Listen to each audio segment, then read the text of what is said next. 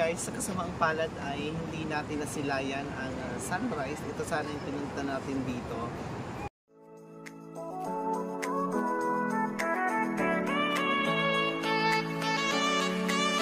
If you want to see the beauty of nature, explore and experience Palawan, don't forget to like, share, and subscribe.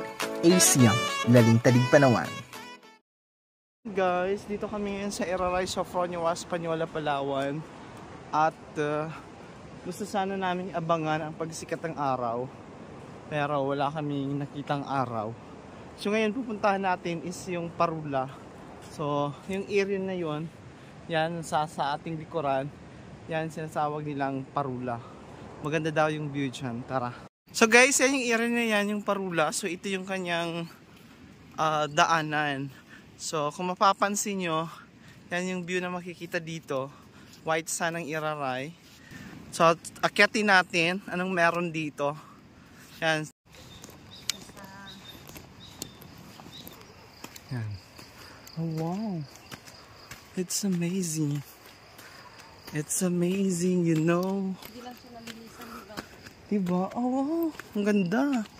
Oh, so yan, makikita na natin yung view doon. Mula dito sa taas. Overview. Uy, maganda dito sa bukida. Ganito. Hindi lang siya nalilinisan. Pero goods. Good as a good. Wow. So, ang ganda ng area dito. Ay. Bukas siya sa publiko. Anytime na gusto mong pumunta dito. Yan.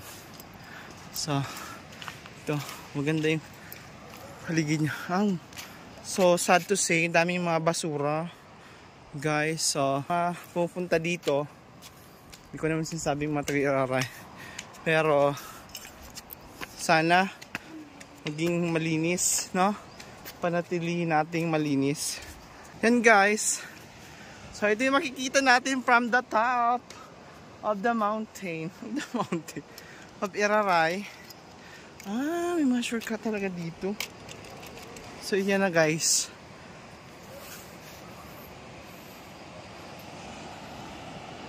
Ganda ng view. So, yan guys. Nasilayan na rin natin. Nagpakita rin siya. Pero kasi medyo maulap siya. Mas maganda sana kung from sa dagat. Tapos, saka natin makita. Hi, good morning guys. So, ang aming lakwatch, dito sa Iraray dahil hindi rin kami makalangoy-langoy dahil low tide so titignan natin kung may mga makikinas tayo dito. Maghanap buhay muna tayo, manghinas muna tayo kasama si Esther Lifestyle. Hi! Ano bang makukuha dito sa Iraray? Tingnan natin kung may mga pwede pa tayong anuhin dito. Ay, ang cute. Ang cute guys ng bato. Mapapansin nyo yan, mga damo yan ito. So maaring dito nagtatago yung mga isda. Kaya maraming isda yan dito sa Iraray. Diyan yung mga maliliit na isda. So kailangan maging maingat ka lang. Kasi medyo madulas. Yan. So may nakikita tayo doon. Ay, ito may isang area na ano. Tignan natin kung may mga lamang dagat. Hindi natin kinukuha ni Ate Juana. Kaya natin.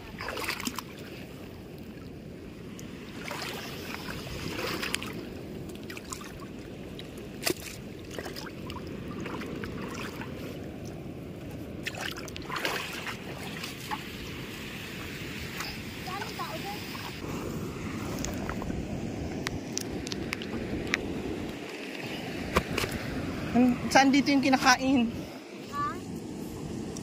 May laman, baka walang laman. Kumang. Wala yan, hindi kinakain yan. Lahat yan sana kinakain kasi walang laman.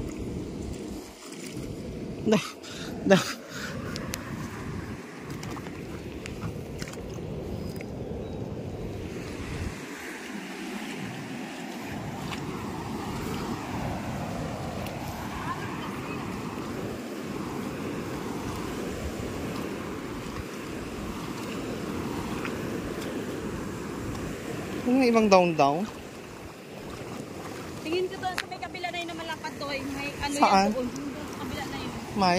May mga lato. Kasi may dahon-dahon nga eh. Diyan? Kaya? Mayroon yan.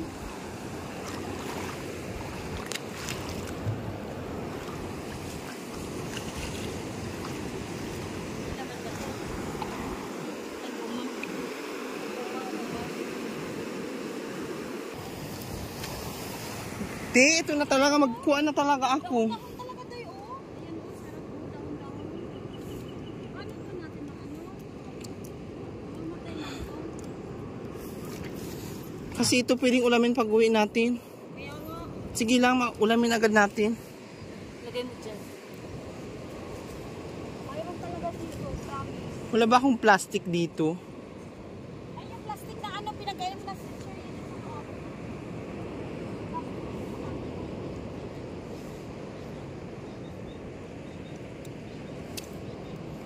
So yun guys, mataas na yung araw. So maghahanap tayo ngayon ng panlaman ng tiyan. So libre lang maghanap dito. Yan o, ang linaw ng dagat dito sa Iraray, napakalinis. So meron na. Ayun, crab. Ayun, crab. Ay, Saan yung hindi, crab? hindi. Oh. So baka may mga tirik dito. May tirik para sa Iraray. Nilagay yan sa akin bukas sa ano doon. Sa market ng Terek. Bakit? Siyempre, hibas. Mga tagalabot yun ang inas na yun.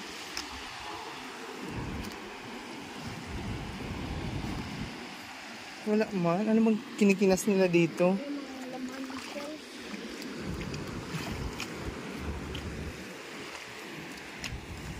Ayun o, si ate may tao doon sa unahan. Yun o.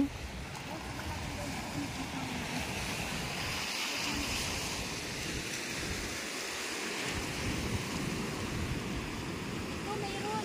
Meron. Ayan o. Hala, oo nga. Oh, yan na guys. Ano Magkuha pa tayo. Kailangan natin palang ano yung mga bato. Anong gagawin sa bato? Kailangan nating bungkain.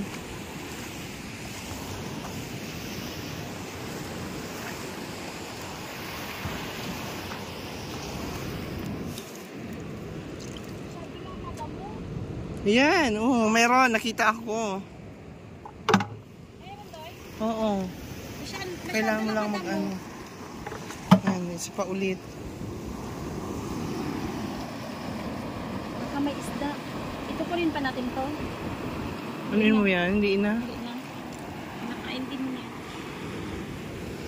Baka hindi kainin ng mga May dahon-dahon doon oh. Saan? Ayan oh. Baka may marami siguro dito. Hala, oo nga, may dahon-dahon. Ayan, oh, meron. May dahon-dahon. Guys, may dahon-dahon. Sarap Nang yan. saan natin ilagay? Oo nga, mamamatay din siya. Sayang. Ala, ang dami doy. Ala, hindi nila yan alam. Hindi nila alam na kinakain siguro. Wait Balikan lang. natin bukas. Balik natin bukas. Hindi, babalik natin bukas. Bukas ng umaga. So, nakakita ulit kami ng bagong spot. Guys, dahil scout tayo, may nakita tayong plastic sa mga bag natin. Mga kasuluk-sulukan. So, ito, ilagay na natin dito sa bag. Yan. Sayang yung doon kanina. Dapat pala nakuha agad yun.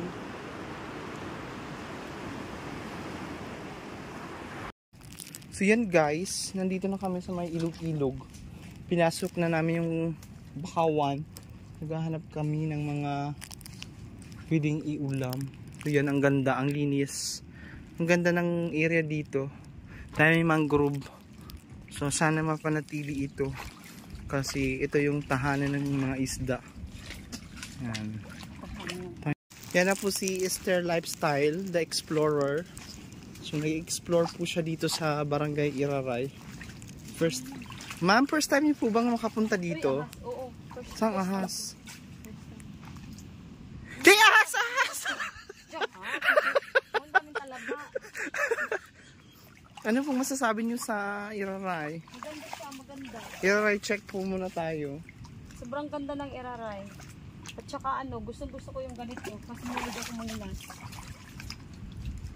Gusto ko yung malapit ako sa dagat. Ang ganda.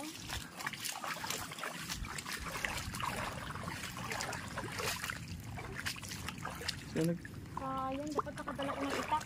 nag-enjoy na po kami. Diba? Sayang, dapat ang dala tayo ng itak. Kasi ang dami natin makuha sana mga talaba. Yun, mga talaba. Baka madali magpukpuk.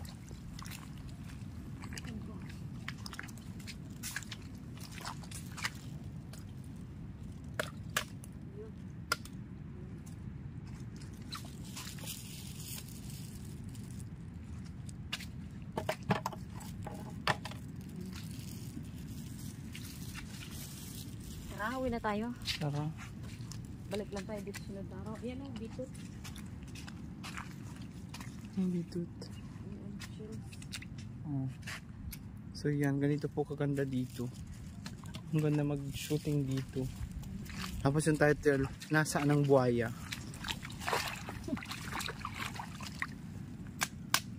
Ay, sayang, nabiyak. Sayang. Nabiyak.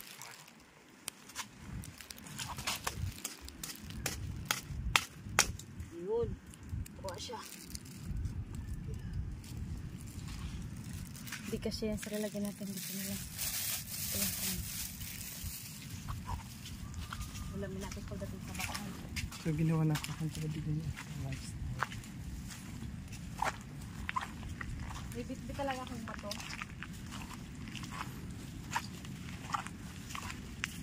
Ay, ang daming bird, oh. Tignan nyo. Pwede siyang mag-ano dito, mag-bird watching. Isusum ko ha, para makita nyo yung bird. Shhh! Bird, lipad! Shhh! So, ayan, lumipad. Ayan, oh, may mga bird, oh. See?